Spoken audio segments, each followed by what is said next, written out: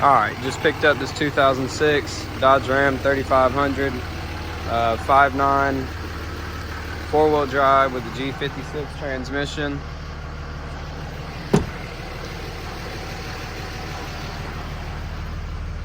Got it for 7,500 bucks. It's in pretty clean shape. I mean, the paint's not the best. It has a tear here. I mean, all in all, it's in pretty good shape. Got a 2.5-inch leveling kit right there. Needs tires desperately, as you can see. So, picked up some 35s I'm gonna throw on it.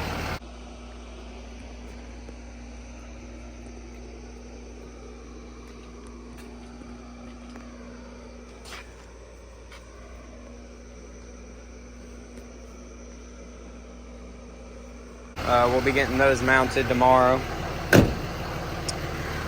Gotta level it tonight to prepare for the 35s tomorrow.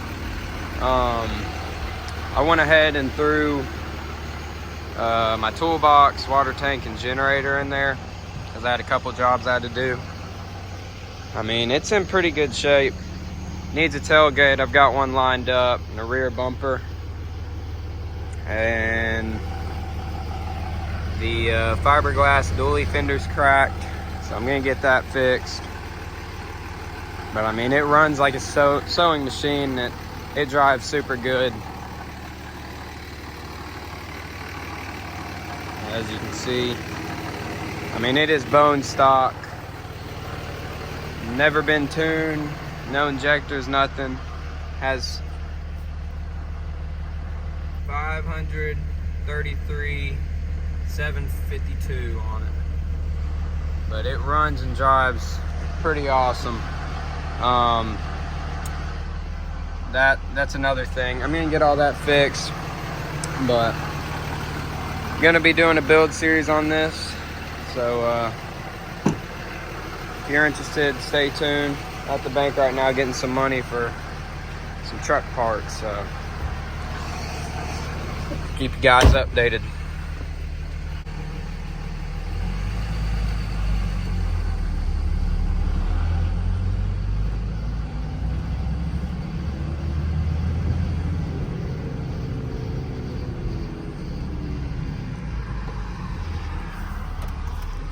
So back in 2023, I believe, it had gotten a new transmission put in.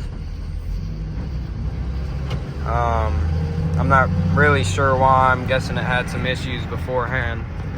But so this transmission's pretty new. It feels great. I mean, it drives great. The only complaint I have with it is sometimes it'll whine. Like if you're in 5th or 6th gear and you just start coasting, then it'll start whining sometimes. Like, let's see if I can get it to do it. Like right here.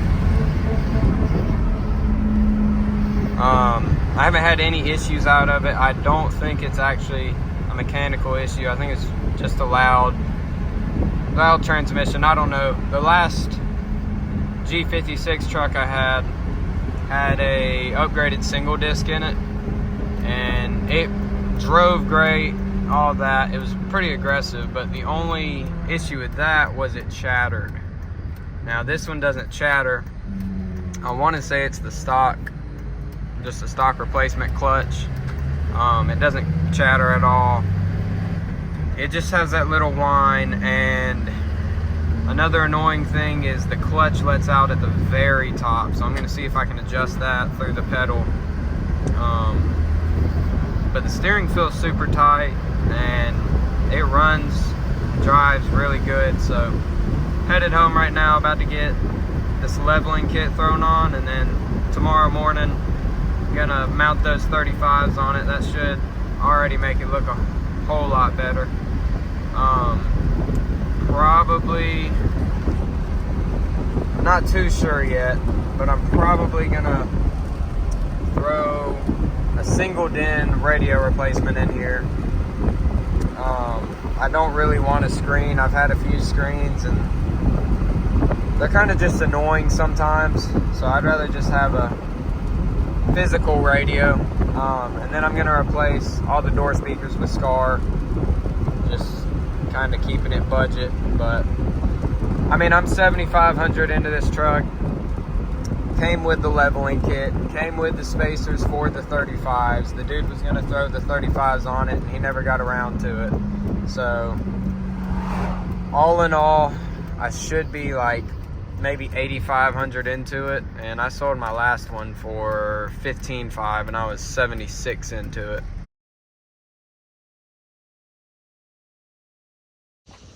All right, got the first two tires done.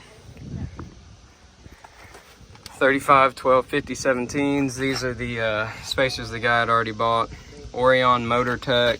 They are, let's see, 2-inch spacers. So we'll see how it looks. Got to get the other 4 tires mounted, and we're just using that Harbor Freight manual tire mounter right there. But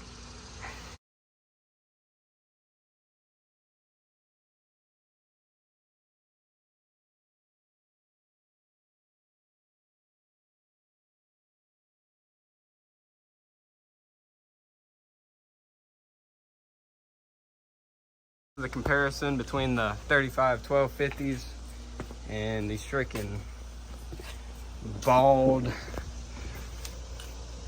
235 8017s. So getting these switched over and should look a whole lot better. It goes from looking like that to this. We got the rear finished up. They all came out good. Now I just gotta turn the truck around and do the front. It feels good, This is what it looks like on some tiny tires in the front and some big tires in the rear.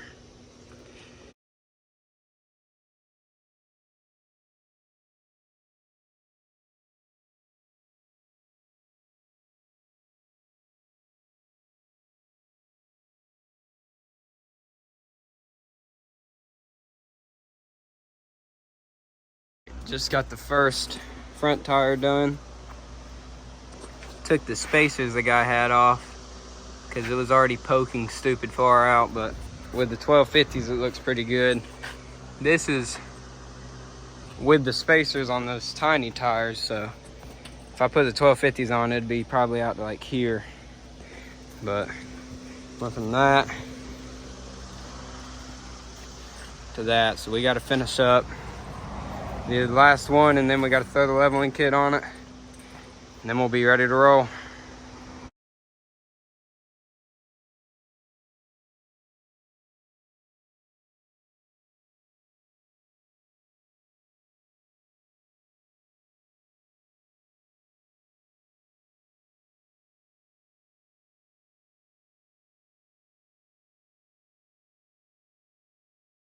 Just got the last of the tires put on. This is the rear, no problems there. This is the front. So worn out 35 1250s, probably about 50% tread maybe. No rubbing at all without a leveling kit, just stock suspension. Hey Braden, turn it that way. So right here, turn it the other way. Right here, it almost rubs. But I mean, I just drove it turning while bouncing around and stuff. It didn't contact at all. I'm assuming if you put brand new 35s on it, then it would rub some. But with these 50-60% tread ones, it did perfectly fine. But this is what the truck looks like now. Looks real good. I got to restore these headlights. You can see they're super faded. And debadge the door. I'm going to keep the Cummins logo. Get a new tailgate and bumper. And should be looking pretty good. It already looks a whole lot better. But all right, we just got the truck finished up. Not gonna throw the leveling kit on just yet because it does not rub at all. And I've gotta leave for the beach tomorrow. I don't really feel like putting it on right now, but whenever I get back on the 7th, I gotta go pick up our Doberman puppy. On the 8th, I'm probably working on doing a starter on a truck, but after that, I'm gonna throw this leveling kit on it. That'll bring the that'll bring the front up about 2.5 inches. So it'll be sitting more level. I mean, it doesn't look bad right now, but you can tell the front end's kind of nosediving just a little bit. But yeah, tires look good. Can't even really notice that the difference of the Recon grapplers being in the front and the Ridge grapplers being in the back, because they're pretty similar looking, but these are what came off of it. So it's load range E, so 10 ply, and they rode so rough. The rears were, what were the rears? Where's it at? The rear was 10 ply also, but since it was so bald, they just rode like crap. Like you'd hit some concrete and it felt like the whole truck was about to explode. But these ones, smooth rolling, don't even have to bounce them. It rolls good at 80 miles an hour. I was gonna get a bubble balancer so I could do it at home and just do it for, you know, in the future as well for my drift car and stuff. But I mean, it rolls good. So that's gonna be the end of this video. If you're interested in watching the leveling kit installed, and just stay tuned and subscribe, like, and comment, and